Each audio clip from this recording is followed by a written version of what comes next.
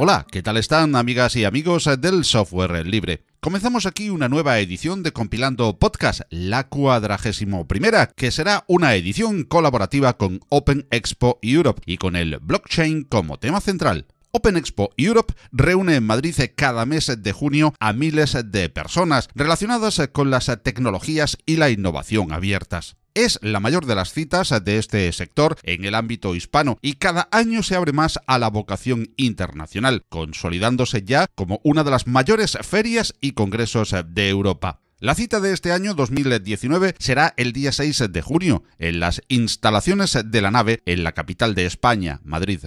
Pero aunque el punto culmen y central de Open Expo Europe es el meeting de junio, la organización no descansa en la realización de eventos diversos y por diferentes canales para la difusión de la innovación en abierto. Muestra de esta actividad son, por ejemplo, los webinars, como el que tendrá lugar el próximo jueves 24 de enero a cargo de Yaiza Rubio a las 6 de la tarde, hora central de Europa, y al que te puedes inscribir en el enlace que dejamos en las notas de este podcast y del que hablaremos en la primera parte de esta edición de Compilando Podcast. Otra de las aportaciones de Open Expo Europe a la difusión de la innovación abierta es su ya tradicional libro electrónico sobre tendencias en el sector. Este año, el ebook tendrá una organización segregada por áreas de interés para facilitar la lectura y seguirá siendo referente y referencia en el mundo de las tecnologías abiertas y libres. Un libro con muchas de las más destacadas firmas en el ámbito del Open Innovation que será presentado en Madrid el próximo día 31 de enero en el Open Space del BBVA, para cuyo registro dejamos enlace en las notas del programa. Open Expo Europe, con quien realizamos esta edición colaborativa de Compilando Podcast, nos trae al invitado del tema central del podcast, que es Alex Prouchat, autor de libros tan destacados como Blockchain, la revolución industrial de Internet, o la novela gráfica Bitcoin, la caza de Satoshi Nakamoto. Con él dialogaremos en unos minutos junto a Philip Lardy, CEO de Open Expo, en una charla sobre diferentes aspectos de blockchain más allá del Bitcoin o las criptomonedas. Y con este código ya escrito, pasamos a compilar una nueva edición de Compilando Podcast. Compilando Podcast, un podcast de GNU Linux y software libre.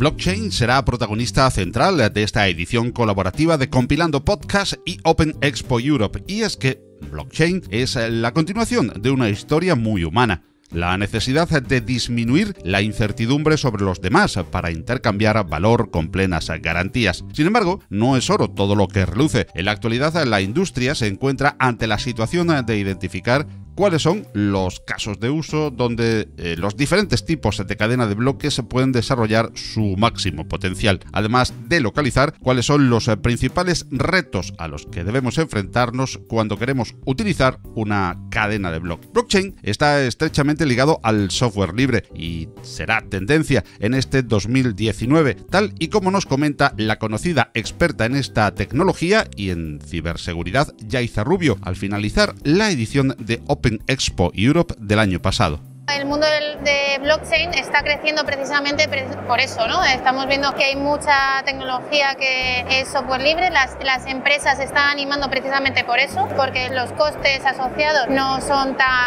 quizás no son tan elevados y pueden montar soluciones, ¿no? Y ya vemos que se está creando un ecosistema bastante grande para que la gente se anime a utilizar la cadena de bloques. Y desde el punto de vista de la seguridad, que es del mundo en el que vengo yo, pues la verdad es que hay una tradición muy grande, ¿no? O sea, siempre los analistas de seguridad, yo creo que hemos nacido paranoicos ya de por sí, y el software libre, uno de lo que nos proporciona es no seguridad, evidentemente, sino garantía de lo que estamos ejecutando, saber por lo menos qué estamos ejecutando en cada máquina, ¿no? Entonces, siempre los analistas de seguridad pues nos hemos basado en soluciones de software libre, no todos, pero gran parte. Y hay muchísimas conferencias a nivel mundial que intentan impulsar software libre, por ejemplo, creando concursos, ¿no? O también, por ejemplo, Black Hat crea una parte como una especie de expositores donde los desarrolladores que estamos orientados a seguridad podemos llevar ahí nuestras herramientas y enseñárselas a la gente, ¿no? Para que pueda incorporarlo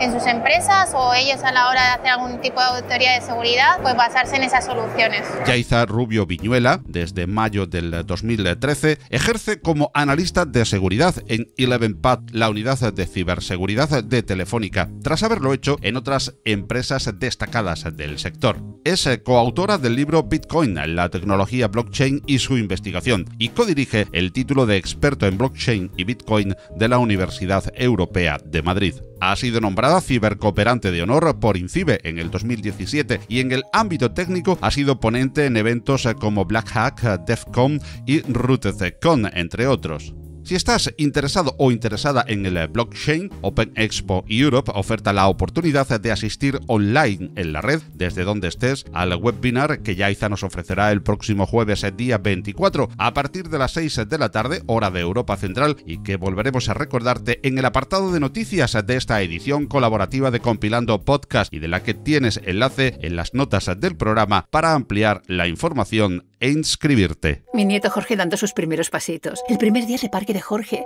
Jorge tomando su papilla. El segundo día de parque de Jorge. Ahora que lo compartimos todo, podemos compartir mucho más. En Manos Unidas compartimos un objetivo: acabar con el hambre en el mundo. Y para ello desarrollamos proyectos en 60 países. Con tu apoyo podemos lograrlo. Llama al 900-811-888 y comparte lo que importa.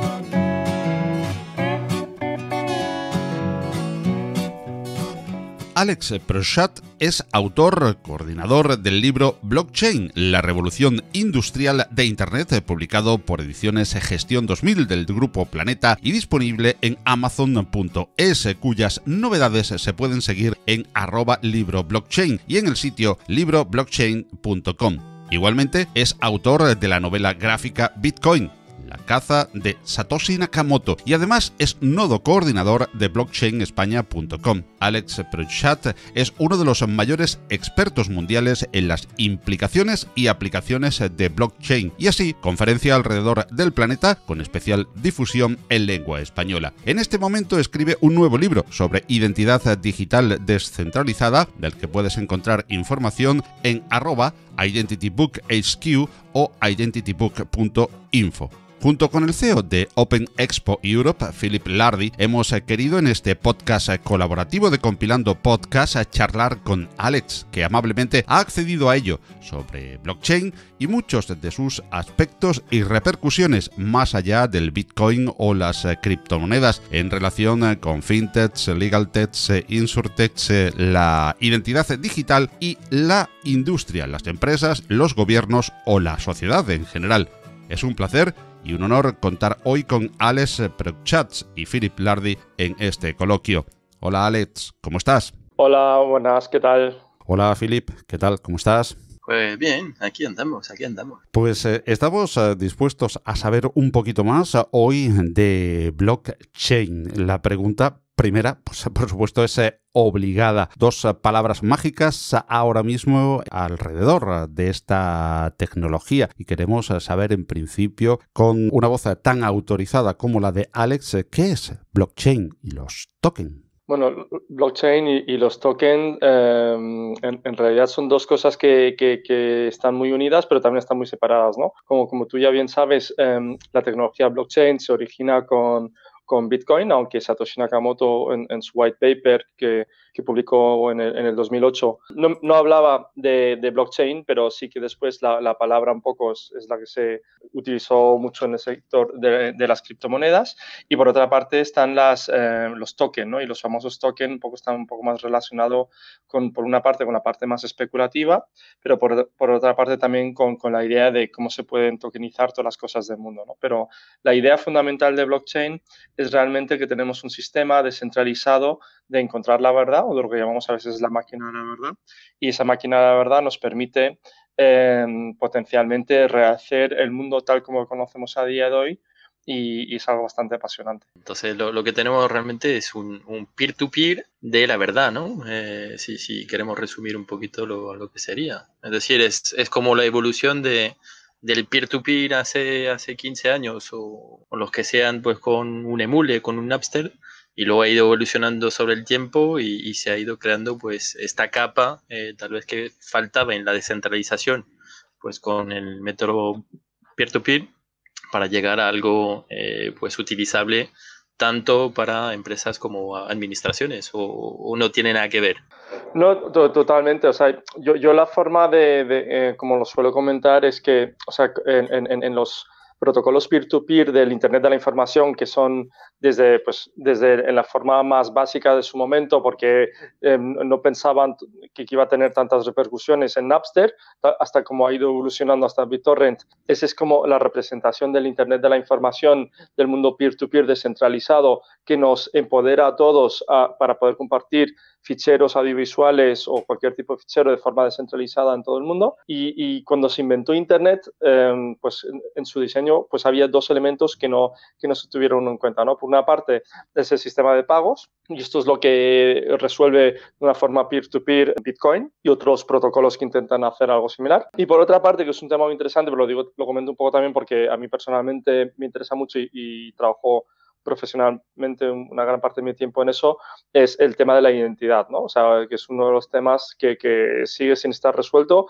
pero que hay dos grandes mundos que lo están intentando explorar, que es el mundo de la identidad digital soberana, o lo que se llama en inglés Self-Sovereign Identity, combinado con blockchain, ¿no? Y si cogemos esas tres grandes capas, información es algo que a través de BitTorrent ya lo tenemos descentralizado, el dinero de una forma lo tenemos a través de Bitcoin, aunque tienen que cumplirse una serie de permisos más todavía, y la identidad, que es la otra capa que faltaba en Internet tal como lo conocemos, es algo en lo que se está trabajando también. Habla Alex del Internet tal y como lo conocemos, y sé que en algunas charlas ha definido el Internet actual, el que vivimos ahora mismo, como el Internet de la información, y el Internet del futuro, amparado en tecnologías como blockchain, lo define como el Internet del valor. ¿Podrías decirnos las diferencias entre estos dos Internets según tu punto de vista? Sí, o sea, yo creo que sobre todo se complementa, ¿no? El Internet de la Información es el más sencillo de entender, que es un poco el que conocemos, ¿no?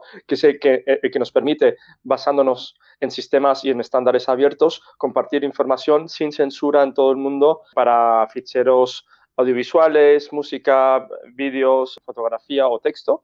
Y en el Internet del valor tenemos lo mismo, de cómo poder compartir valor en estándares abiertos para poder compartir valor sin censura en todo el mundo también, ¿no? Y eso es lo que nos ofrece Bitcoin, y eso es un poco la metáfora que utilizamos, tirando un poco de ese Internet de la información, porque lo que es muy curioso, y para todos los que lo hayan vivido un poco en los 90, yo empecé con Internet, o sea, por lo menos había creado mi primera cuenta de email en el 95, ¿no? Y para mí al principio pues era simplemente una forma de enviar emails y no de mucho valor, porque no conocía mucha gente que tuviera un email. Pero lo importante de ese momento fue sobre todo es que yo por lo menos no tenía ni idea de qué es lo que iba a pasar los próximos 20, 25 años y el impacto que iba a tener en mi vida, ¿no? Y la metáfora es un poco es que con el Internet del valor estamos ante una situación similar. O sea, igual que en el Internet de la información teníamos un sistema que se había creado para mandar paquetes de información de forma descentralizada para evitar esa censura posible, pues si te lo planteas así, el envío de paquetes de información de forma descentralizada no suena muy sexy ni muy interesante, pero lo que pensamos muchos de los que estamos involucrados con blockchain es que aquí tenemos potencialmente algo similar, que tenemos un formato de compartir valor de forma descentralizada, a través de la tecnología blockchain, pero esto potencialmente puede cambiar radicalmente la forma de funcionar de nuestra sociedad, ¿no? Un poco tal como lo ha hecho el Internet de la Información en los últimos 20 años. Claro, la cuestión es de ¿esto realmente se va a cumplir o no se va a cumplir o qué dimensión va a tener? Y estamos en esa fase todavía de muy inicial de descubrimiento. Vale, has dicho hace un rato, hace un minuto, que hace 25 años no sabías cómo Internet iba a cambiar tu vida y nuestra vida, ¿no? Y mi pregunta es, ¿cómo blockchain va a cambiar tu vida y nuestra vida en los próximos 25 años? ¿Es una moda pasajera? ¿Es algo que va a perdurar en el tiempo? ¿Es algo que ya está aquí para quedarse? Sí, o sea, yo creo que es un tema que no podemos responder a día de hoy, o sea, y todas las respuestas son válidas. O sea, es válido pensar, pues, oye, yo pienso que esto es una moda que no vale para nada y se va a acabar en 1 año o 2 años, pero yo creo también es válido pensar, oye, pues esto realmente tiene muchísimo potencial y puede cambiar radicalmente de cómo funcionan las cosas y crear una infinidad de oportunidades, ¿no? Y a mí el foco por donde me gusta focalizarlo es en la oportunidad de país, ¿no? O sea, yo veo que para un país como España, pero para cualquier país del mundo en realidad, yo creo que se puede observar que hay países que son proactivos, inteligentes en intentar aprovechar estas oportunidades y hay otros que lo son menos, ¿no? Y yo creo que mi idea es que, aunque no podamos definirlo para blockchain, yo creo que sí que podemos definir que muchas de las tecnologías exponenciales, y desde mi punto de vista blockchain forma parte de eso, van a ser las fuentes de riqueza, de empleo y de estabilidad económica para muchos países que van a saber gestionar ese proceso de cambio, ¿no? Y si seguimos esa línea de pensamiento, pues yo creo que en ese sentido totalmente vale la pena apostar por blockchain y también por todas las tecnologías exponenciales. Y hablabas ahora pues de países que saben, han sabido o deberían de aprovechar esta ventaja, ¿no? O esta tecnología o estos protocolos. Dentro de los ejemplos que tenemos, ¿qué países son más avanzados en el uso real de tecnología blockchain y no únicamente en proyectos pilotos? Es decir, proyectos pilotos, yo creo que todo el mundo, todas las empresas intentan a cascoporro tratar de implantar algo con blockchain. Entonces hay 2 preguntas, ¿no? ¿Qué países pues, son los más avanzados? Y realmente la segunda pregunta sería, ¿todo se puede hacer con blockchain y realmente tiene sentido? Yo creo que a nivel de prueba de concepto todos los países se encuentran en esa situación porque no te queda otra en el estadio en el que estamos, ¿no? A la gente o a las empresas que ofrecen servicios les gusta argumentar, ¿no?, de que esto está ya en producción y tal, pero eso depende mucho de lo que uno quiera definir como producción, ¿no? Para mí, personalmente, producción es estar en un sistema de producción que se está utilizando masivamente en un caso de uso concreto, ¿no? Y de lo que yo he visto, por lo menos más allá de Bitcoin, que es claramente un caso en producción que se está utilizando de forma masiva, hay muy pocos casos de uso que se estén utilizando de forma masiva, ¿no? Y esto va enlazado un poco con tu otra pregunta, que es de, ¿esto realmente vale para todo? Pues no, obviamente no vale para todo, pero bueno, como los humanos somos un poco así, que nos gusta ir de forma pendular de un extremo al otro, pues ahí pasamos por el momento en el que vale para todo, pasamos al momento en el que ya no vale para nada y lo odiamos infinitamente, hasta que ojalá en algún momento pues vayamos encontrando esos modelos de uso en los que tiene sentido, ¿no? Y hablaba, Felipe, de países donde se tiene mayor implantación del blockchain y hablábamos también de momentos. Precisamente, a pesar de su juventud, cada cierto tiempo parece anunciarse pues una muerte de blockchain o un apartarse del hype. ¿Crees que esto se puede deber a que en estos periodos, digamos, triunfa la visión especulativa más que la herramienta y la filosofía transformadora que puede tener detrás blockchain? Sí, es que claro, yo creo uno de los retos es de qué estamos hablando cuando hablamos de blockchain, ¿no? O sea, yo me he convertido en un fuerte defensor de que cuando estoy hablando de blockchain estoy hablando de blockchains públicas tipo Bitcoin, Ethereum u otras similares, ¿no? Pero hay otras personas que cuando escuchan blockchain están pensando que te están escuchando hablar de otras cosas que no son bitcoins ni criptomonedas y están hablando de sistemas semipúblicos supervisionados. Pero desde mi punto de vista, los sistemas semipúblicos supervisionados son sistemas mucho menos resistentes a censura y que no cumplen con los requisitos básicos de lo que tiene que cumplir una blockchain, y es otra tecnología, que no significa que sea mejor ni peor, pero desde mi punto de vista son otra cosa, y por eso se llaman DLTs también, que son lo que se llama Distributed Ledger Technology, que son los libros mayores contables tecnológicos, que son tecnologías tipo Hyperledger, R3, y unos cuantos más que hay por ahí, ¿no? Y esto es bastante importante porque depende a qué terreno lo quiera llevar cada uno, ¿no? O sea, yo por mi parte, yo lo quiero llevar, la tecnología para mí no existe de forma aislada, aunque entiendo que haya personas con un perfil técnico que lo quieran llevar quizás solamente a un nivel técnico, pero la tecnología, desde mi punto de vista, nace para servir a los humanos.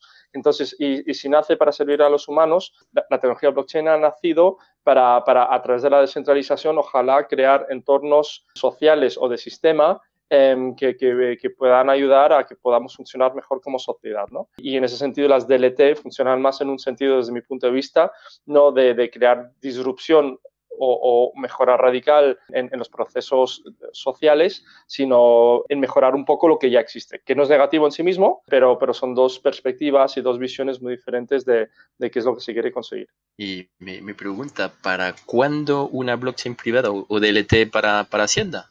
Bueno. Eso molaría, ¿no? Allí, que Hacienda se metiese en montar una DLT para procesar el servicio, que yo creo que tiene muchísimo sentido, ¿no? Sí, o sea, yo creo que es una pregunta muy, muy válida, y yo creo que tiene dos retos, ¿no? O sea, yo creo en general, por lo que yo he observado, en la administración pública suelen ser muy reticentes a todo tipo de innovaciones, probablemente por su propio ADN, y ya por blockchain más todavía, porque identifican con eso como al eje del mal y el crimen organizado. Entonces, ahí probablemente hay mucha formación que hacer todavía para como a los grupos institucionales esto les parezca más interesante. Y por otra parte, yo creo también eso entra un poco en la visión más negativa o más distópica de lo que yo creo que podría ser blockchain en el futuro, ¿no? O sea, realmente blockchain, o sea, no tocando tanto la visión más utópica, que es la que yo históricamente, personalmente, por lo menos he tocado más, la visión más distópica es la del Estado orwelliano, en la que tú tienes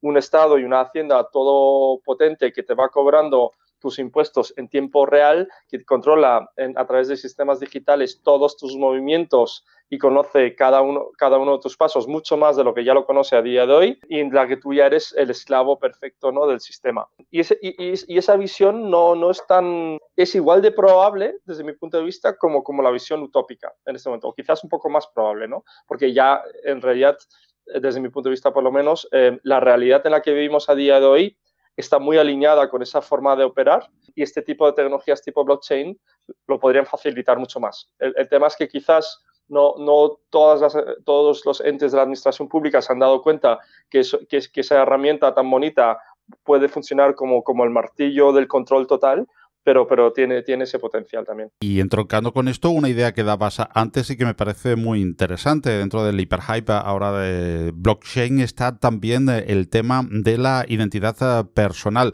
Una visión que también puede ser, como tú bien decías, pues utópica o bien orwelliana. El control de la identidad personal a partir de tecnologías derivadas de blockchain o del propio blockchain. En primer lugar, bueno, son dos preguntas en una las que te quería hacer, Alex. En primer lugar, ¿cómo se puede llegar, digamos, a usar para esa identidad personal blockchain? Y segundo, ¿puede ser una herramienta de doble filo blockchain con respecto a los dos escenarios que antes nos decías, ese utópico y ese orwelliano? Sí, o sea, lo que es la identidad digital descentralizada, o sea, es una de las grandes promesas, pero yo creo que todas las tecnologías siempre tienen, y bueno, y en la práctica lo vemos, ¿no? O sea, eso es un arma de doble filo, ¿no? O sea, eso es como, por una parte, ayudas a la sociedad a progresar y a mejorar en muchos casos, pero también tiene efectos nocivos, ¿no?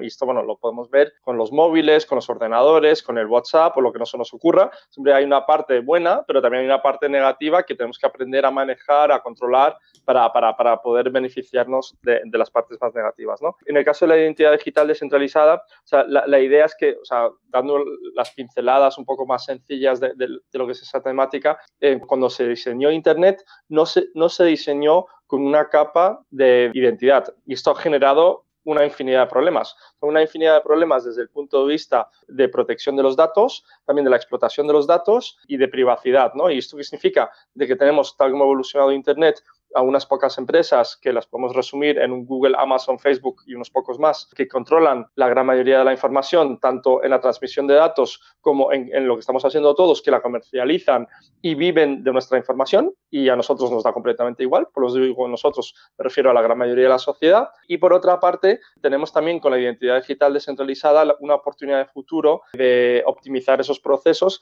eliminando pues los logins, ¿no? Cuando digo logins, o sea, en vez de tener 1000 claves para entrar a todas las páginas web a las que tengo que entrar o a los servicios a los que tengo que acceder, si realmente creamos esa identidad digital descentralizada segura en la que yo controlo la información y puedo controlar quién tiene acceso a ella cuando yo quiero y cómo se puede monetizar, ya no dependeremos de las empresas o de los servicios, sino esa identidad digital descentralizada dependerá de nosotros y nosotros seremos el centro de las interactuaciones en vez de ser el producto de nuestras interactuaciones, ¿no?, con las empresas. Y eso es uno de los aspectos, pero también es desde un punto de vista de ciberseguridad simplemente, lo habéis visto, ¿no? Pues ahora ya no me acuerdo de los casos porque es una constante, pero han hackeado a Yahoo, a Equifax, a muchísimos bancos, a todo tipo de empresas constantemente, porque hay esas bolsas de información muy valiosas que para los hackers les compensa invertir recursos en intentar robarla y venderla en el mercado. Y esto también, si distribuimos la información personal de las personas en redes descentralizadas, el coste de hackeo se eleva mucho más porque ya no existirá solamente un punto de ataque que pueda valer la pena, sino tendremos que tener el hacker tendrá que valorar millones de puntos de ataque para que le valga la pena esa inversión en hackear a esas diferentes personas. Y esos son algunos de los aspectos que se están estudiando desde hace años en el mundo de la identidad digital descentralizada, pero que en los últimos 3 años sobre todo se ha ido fusionando el mundo de la identidad digital con el mundo de blockchain y está creando ese movimiento que también se llama identidad autosoberana, ¿no? Vale, hablando de identidad, o bueno, de privacidad en este caso, ¿no? Más que identidad, ¿cuál es la relación entre blockchain y la GDPR? Es decir, el GDPR el año pasado, 25 de mayo, ha sido el momento esperado o no esperado por muchísima gente, muchísimas empresas e instituciones. ¿Cuál ha sido y cuál es la relación entre blockchain y la GDPR? Es decir, ¿hay algunas problemáticas con el uso de esta tecnología y la GDPR? Sí, o sea, ahora mismo el consenso es que con GDPR y en el mundo de la identidad digital descentralizada es que los datos personales no tienen que estar en la blockchain, sino tienen que estar solamente representaciones hasheadas, pero de información no personal, sino simplemente como un registro matemático de comprobación de pruebas, y eso es más o menos el consenso, ¿no? Esto ya lo digo un poco independientemente de la polémica si GDPR es algo realmente útil o no es algo tan útil, ¿no? Eso ya depende para gustos. Y a ver, en base a esto, pues tengo otra pregunta también que va un poco sobre el tema de, bueno, hablaba de hasheado, ¿no? Antes comentamos el tema de DLT y sobre el DLT tengo algunas dudas.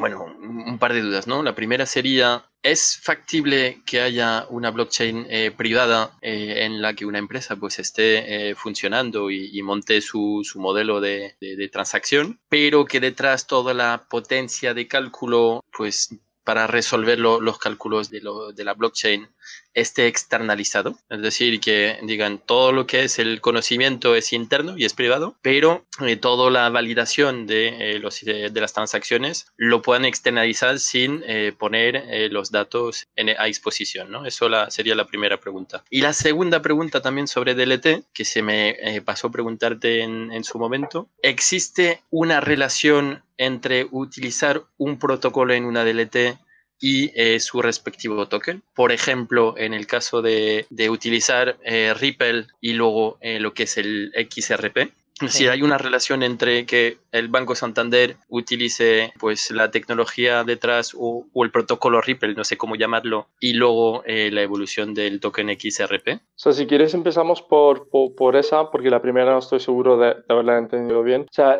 si te fijas, hace 4 años más o menos hubo un momento en el que se estaba de moda y sobre todo en el sector financiero, que era un poco el primer sector que se interesaba por esto, en el que les gustaba hablar de me gusta blockchain pero sin Bitcoin, ¿no? Y realmente desde mi punto de vista las personas que decían este tipo de cosas lo decían un poco desde el desconocimiento, ¿no? Porque para mí eso es como decir me gusta mi coche pero sin ruedas. Y puedes tener un coche sin ruedas, pero ya no va a ser un coche, sino quizás va a ser otro tipo de máquina y desde luego no va a rodar porque sin ruedas no va a funcionar tu coche, ¿no? Yo creo que con blockchain pasa un poco lo mismo, ¿no? O sea, esto no es un menú donde tú puedes decir quiero el primero, el tercero y el quinto plato y esto me va a valer para todo también. No, sino es que es el menú completo y el menú completo es el que te va a servir para lo que tú quieres, ¿no? Si realmente quieres tener un sistema o en blockchain, ¿no? Si no, pues desde mi punto de vista, y por eso yo hago esa diferenciación, estamos hablando de DLT y en el DLT estamos hablando de otro universo. Volviendo un poco al tema de Ripple, o sea, Ripple, desde mi punto de vista, ha trabajado de una forma bastante inteligente, gestionando un poco las expectativas de mercado, ¿no? Porque por una parte, como estamos en el mercado blockchain, un mercado muy poco sofisticado, bastante manipulado y donde se mueven las cosas un poco por percepciones o impresiones o noticias, pues Ripple, tal como lo percibo yo, ha gestionado el mercado bastante bien, haciendo anuncios de acuerdos con grandes instituciones financieras en todo el mundo, diciendo están utilizando nuestra tecnología, pero por lo menos de lo que yo he podido ver, en muchos casos eran acuerdos para utilizar parte de esa tecnología a la que no le hace falta el token XRP y por otra parte tenía unos gateways y un sistema más o menos como una red social de pagos con gateways en la que se podían utilizar esos XRP para utilizar ese sistema, ¿no? Pero lo que pasa un poco es que como el mercado no es muy sofisticado y no es muy inteligente y hay una tendencia especuladora brutal, pues esos tokens XRP se han revalorizado muchísimo y además se han revalorizado en su momento, en todo el momento de la burbuja, desde entonces han bajado con todo el mercado también, pero esos tokens en realidad con descentralización tienen que ver muy poco, porque tal como lo tengo entendido yo, los controla una única empresa, que no me acuerdo ahora el nombre, pero creo que es la Fundación Ripple o tiene un nombre similar. Creo que controla el 50% de todos los Ripples que se han emitido y tiene un programa de emisión como de apertura de esos XRP en el mercado a lo largo del tiempo. Entonces, si eso lo comparas con un Bitcoin, que en un Bitcoin tienes un protocolo que lo decide todo, donde tienes una comunidad global de personas que colabora en mantener ese protocolo y se ha ido distribuyendo poco a poco a lo largo del tiempo, pues no tiene nada que ver un Ripple con Bitcoin porque son dos cosas completamente diferentes. O sea, y Ripple es verdad que tiene un token, pero no es un proyecto blockchain, sino es otra cosa, que no está ni claramente, está más cerca del mundo DLT, pero tampoco es mundo blockchain, ¿no? Es otra categoría. Lo que pasa es que como ya llevan tanto tiempo, bueno, dentro de lo que es el mundo blockchain y se ha ido mezclando un poco y se han ido moviendo un poco los mismos círculos, pues han estado ahí e incluso Ripple, o sea, más allá de lo que es su existencia actual, pues ya se había creado en el 2004 por un canadiense y después, bueno, se ha ido reconvirtiendo en otros proyectos, ¿no? Hablamos precisamente ahora del sector financiero. ¿Y a qué crees, Alex, que se debe la aparente paradoja de que el sector financiero, que podría sentirse amenazado, ha sido de los primeros en interesarse y en experimentar con blockchain? Sí, pero yo creo que el sector financiero, desde la crisis financiera del 2008, pues el mercado y los reguladores y los gobiernos le han dejado claro de si quieres sobrevivir y existir en el futuro, te tienes que reinventar, ¿no? Esto pues se ha expresado de diferentes formas. Por una parte, durante mucho tiempo con tipos de interés muy bajos, también con un entorno regulatorio mucho más duro, con una percepción en la opinión pública mucho más crítica hacia las instituciones financieras,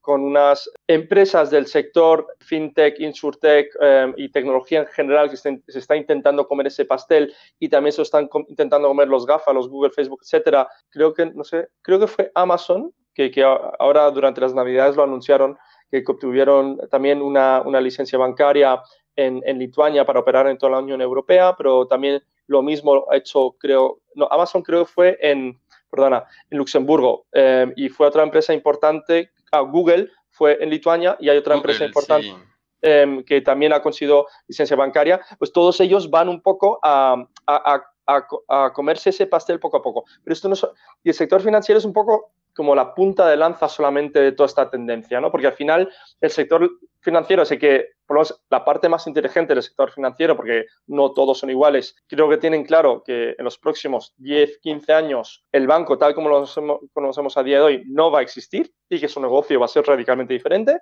y que no saben cómo se van a reinventar, pero que van a hacer otra cosa y tienen que ver cómo reinventarse, ¿no? Y esos pues están intentando apostar por todas las tecnologías exponenciales para ver cómo se van a reinventar, porque no lo tienen claro. Y lo están intentando hacer en el momento de máxima fortaleza, que es ahora mismo que todavía tienen músculo financiero para invertir, que tienen personal y ver un poco qué es lo que va a pasar, ¿no? Pero esto en realidad, que lo estamos diciendo como ejemplo en el sector financiero, pasa en todos los sectores. La tecnología se lo está comiendo todo. Cuando digo comiendo todo, es comerse todo, significa rehacer todas las cadenas de valor de todas las industrias, porque la forma de organizarnos hasta la actualidad quizás ya no va a ser la misma para muchísimos sectores en el futuro. Y dentro de eso, como la tecnología va mucho más rápido de lo que podemos evolucionar nosotros como personas, pues nos sentimos un poco atropellados, ¿no? Y un poco, pues hay como un exceso de velocidad. Pero y en ese sentido yo creo también lo importante del cambio tecnológico también es el cambio social, ¿no? Porque esas estructuras históricas, jerárquicas, lentas, burocráticas, que servían muy bien a las grandes corporaciones, en el futuro, desde mi punto de vista, ya no va a ser así. O sea, lo que va a pasar cada vez más es que se va a tener que cuidar más al talento, se van a tener que crear estructuras mucho más flexibles, más ágiles para poder aprovechar las oportunidades en tiempo real y desde mi punto de vista esto también va a fomentar un cambio de gestión del talento y de cómo se comparte el valor con el talento en el que ya no solamente tienes unos pocos que definen para la mayoría qué es lo que puede tener cada uno. Vale, y entonces estás diciendo que eso realmente puede revolucionar todos los sectores, tanto pues en el sector bancario, sector seguro, sector legal, tema de notario, tema de abogados, yo creo que muchos, ¿no?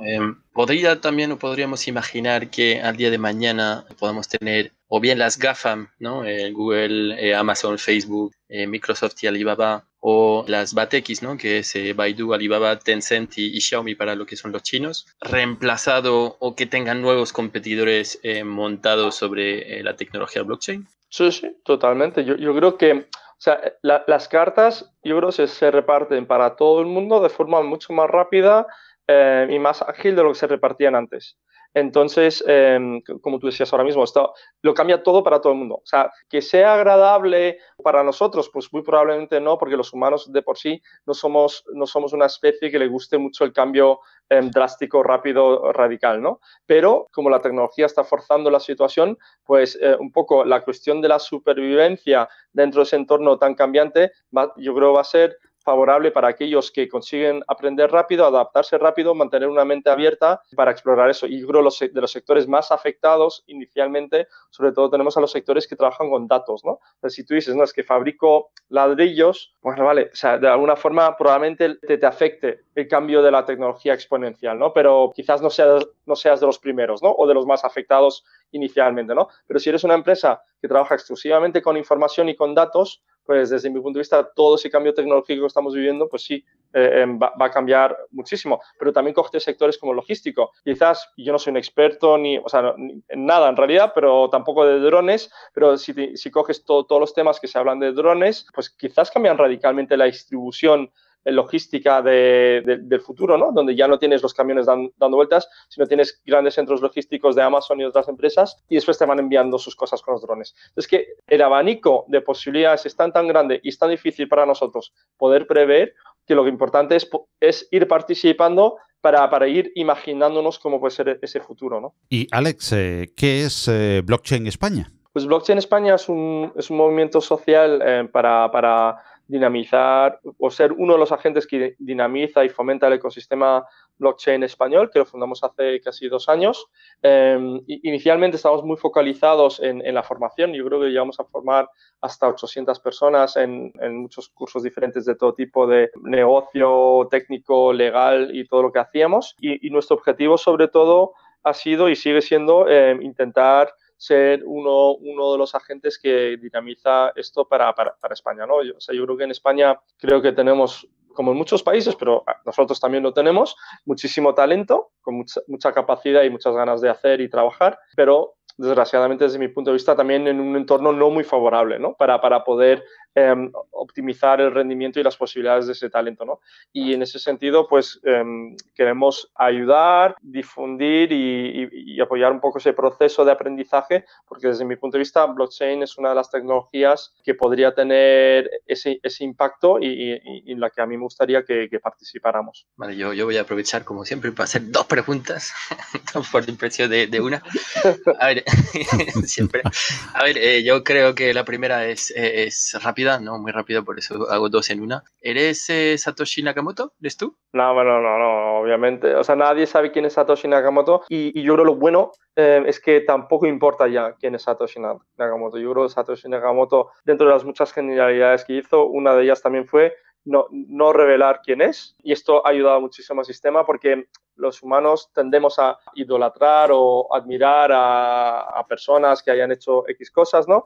Y esto le da voluntariamente o involuntariamente muchísimo poder a esas personas, y en el caso de Satoshi eso no fue así. Satoshi desapareció a finales del 2010, después pues quizás se pronunció 1 o 2 veces más y ya no se escuchó nada más de él, y eso está bien así, porque así los humanos nos hemos tenido que buscar colectivamente todos un poco organizarnos para ver cómo se organiza ese tema de Bitcoin, ¿no? Y cuando nos fijamos en otros ecosistemas, como Ethereum, por ejemplo, Vitalik Buterin, aunque a mí personalmente me gusta mucho, el reto que tiene es que es muy visible, ¿no? Y muy identificado con el proyecto de Ethereum, y lo que él diga influye muchísimo en cómo se percibe la evolución futura de Ethereum, ¿no? Y en el caso de Bitcoin, por lo menos ese problema no existe. A ver, lo que dice también Elon Musk, no está metido en blockchain o en Bitcoin ni en criptos, pero influye mucho también, ¿eh? Aquí le vemos de vez en cuando con alguna cosa que comenta que influye a todo el mundo de las criptos.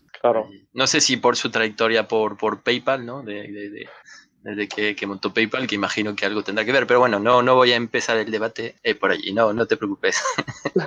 A ver, mi otra pregunta es, ¿blockchain ya tiene sustituto? ¿Sabemos, hay alguna tecnología que no está basada sobre sobre blockchain, una cadena de bloques, que ya se está comentando que podría reemplazar muchos de los usos que estamos dando hoy en día o estamos pensando hoy en día sobre blockchain? Pues quizás sí, quizás no lo sé, ¿sabes? Porque estamos en una fase de ruido máximo.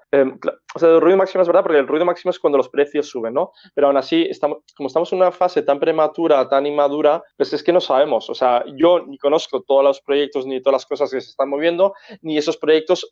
Probablemente algunos de esos proyectos ojalá está por ahí y quizás no lo conozcamos, pero no lo sabemos cuál es, ¿no? Porque como hay tanto ruido, hasta que no haya tracción y un poco de rodaje de algunos de esos proyectos que digamos, mira, este es el que funciona o este es el que ayuda, pero es demasiado pronto, ¿no?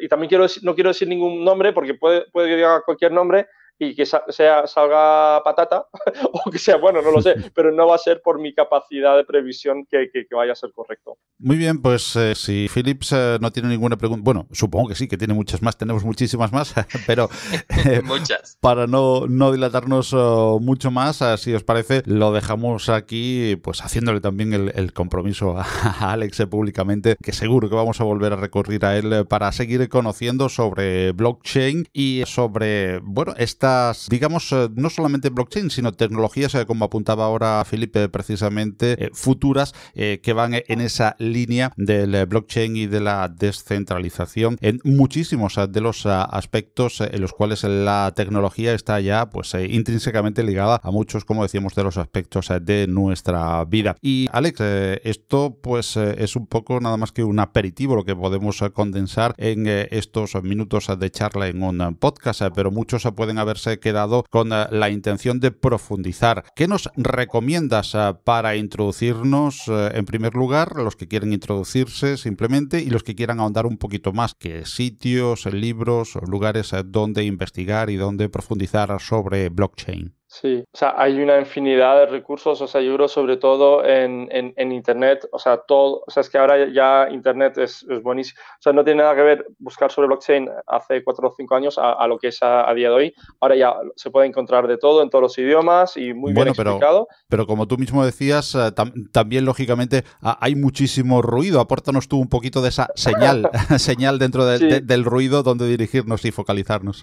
O sea, en español, páginas web, o sea, hay unas cuantas, pero hay una que está en español que lleva bastante tiempo, se llama criptonoticias.com, si recuerdo correctamente, creo que es .com. En inglés, de las famosas, pues está CoinDesk, que es de las más famosas, pero también está una nueva que acaba de salir hace poco, que se llama The Block. Espera, déjame consultarlo, porque me gustó bastante cómo estaba hecho. Y dentro de los libros, me gusta comentar menos porque ahí es un poco el trabajo que hemos ido haciendo nosotros en español, por lo menos de los más conocidos, ¿no? O sea, en junio del año pasado publicamos desde Blockchain España con la Alianza Blockchain Iberoamérica el libro de Satoshi, que es una traducción de todos los comentarios de Satoshi Nakamoto en el foro de Bitcoin Talk que hizo durante 2 años, y este está disponible en el libro blockchain.com/Satoshi, que lo tenéis de forma gratuita en PDF y en EPUB para leerlo en Kindle. Y después está el libro que publicamos de Blockchain, la revolución industrial de Internet, que es como un poco el libro de referencia, o se ha convertido en el libro de referencia, que se publicó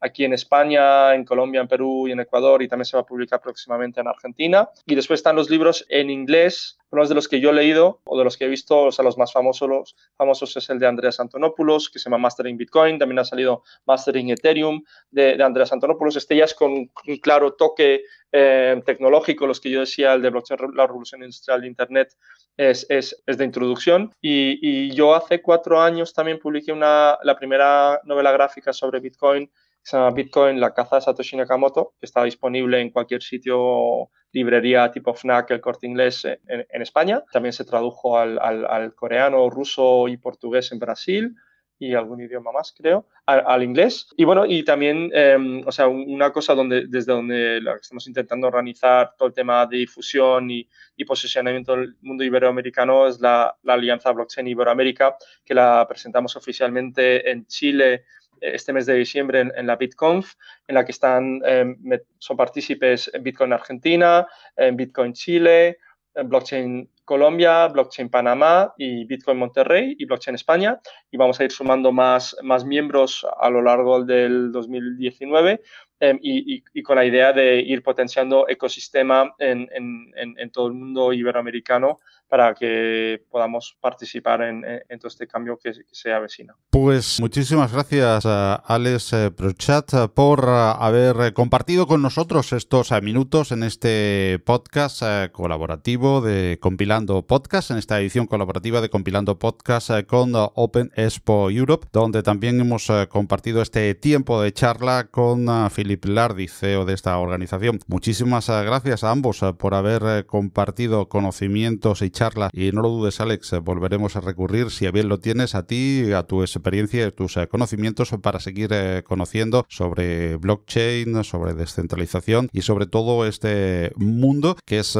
toda una experiencia y que es hype, como tú decías, dentro de todo el ruido que ahora mismo hay, muchísima señal también importante cara a las tendencias en este mundo cada día más open. Muchísimas gracias a ambos y hasta la próxima ocasión en que nos encontremos. Muchas gracias a los dos. Muchas gracias Paco, muchas gracias Alex por participar en esta edición especial en la que también participo. También pues si tiene cabida pues vamos a aprovechar esta prueba de concepto pues para más adelante desde Open Expo Europe lanzar nuestro podcast el mes que viene. Así que ya os irá informando Paco al respecto y nada, muchísimas gracias.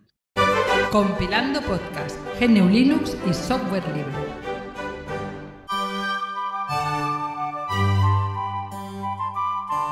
La noticia.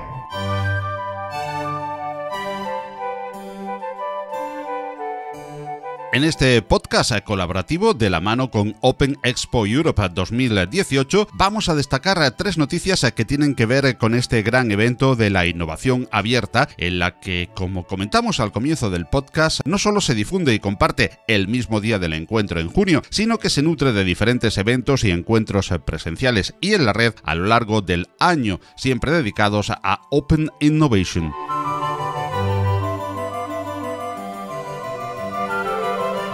Si estás interesado o interesada en presentar una ponencia para la edición 2019 de Open Expo Europe, aún tienes tiempo de hacerlo hasta el próximo 10 de febrero, antes de las 12 de la medianoche. El Call for Papers, como cada año en Open Expo Europe, se orienta a oradores que expongan su visión de las tecnologías abiertas a través de la compañía en la que trabajan o el uso de herramientas de código abierto a través de su experiencia en el mundo del software libre y el open source. Las empresas se enfrentan a una transformación en muchos niveles y las tecnologías de código abierto desempeñan un papel muy importante en esa evolución. Una gran visión de esta cumbre del día 6 de junio en Madrid de cómo ha ayudado el software libre y el código abierto a mejorar la industria y el negocio en la empresa. Recuerda que el plazo para esta presentación de charlas y ponencias finaliza el 10 de febrero y las votaciones el 24 del mismo mes. En las reseñas de este capítulo del podcast tienes enlace con más información.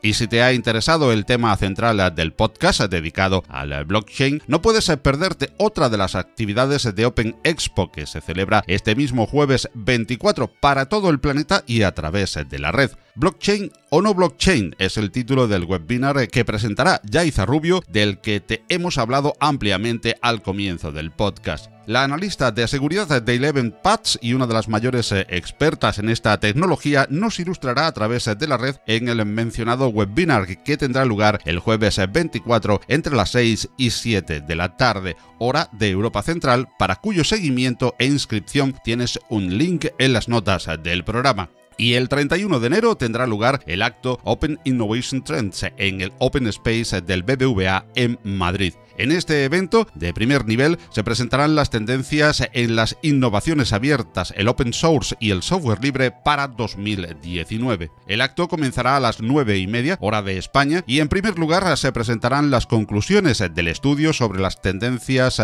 del sector open source y software libre, de la innovación abierta en todas sus vertientes, hecho en colaboración con más de 100 profesionales del sector, recogidas en el ebook anual que realiza Open Expo Europe. Luego, en un marco interactivo, se llevará a cabo un debate donde se explicarán las tendencias esperadas para el 2019 en temáticas como open source, software libre, innovaciones abiertas, blockchain, IoT o machine y deep learning, entre otras.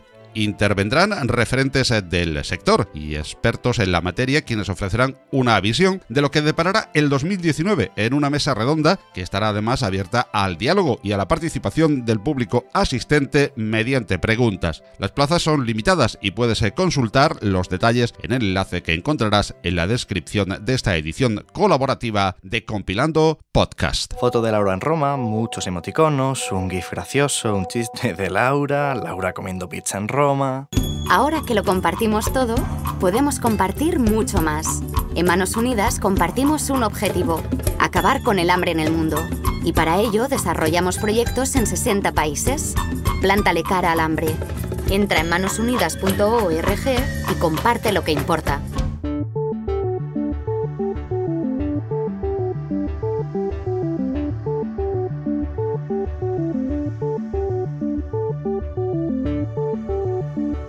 Y así hemos llegado al final de esta edición colaborativa de Compilando Podcast junto a Open Expo Europe. Y para finalizar la edición dejamos una grata noticia para los amantes de las tecnologías libres y abiertas y de los podcasts. Y es que Open Expo Europe tiene previsto, como nueva herramienta de comunicación, que sumar a su elenco la realización de un podcast que a buen seguro será de tu máximo interés. Te iremos informando de todo lo relativo a este nuevo e interesante podcast sobre innovación abierta que estará en la red en aproximadamente un mes, bajo los auspicios de Open Expo Europe. Todos los contenidos de Compilando Podcast se licencian en Creative Commons, así como la música que en él oyes, que procede de los fabulosos sitios incompetence.com y musopen.org, junto al tema The Man Je Change de Vie de David Lotstana.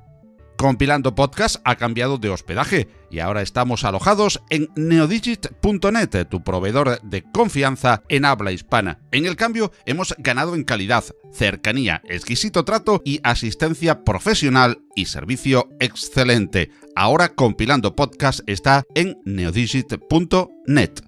Ya sabes que puedes dejarnos tus comentarios y opiniones, así como sugerencias en el correo del podcast redacción@compilando.audio. Igualmente puedes hacerlo en los apartados de comentarios de las diferentes plataformas que distribuyen el podcast, como son iVoox, iTunes o Apple Podcast, Spotify, Google Podcast, Spreaker, SoundCloud, audios de YouTube, entre otros, o como fuente principal la web del podcast compilando.audio.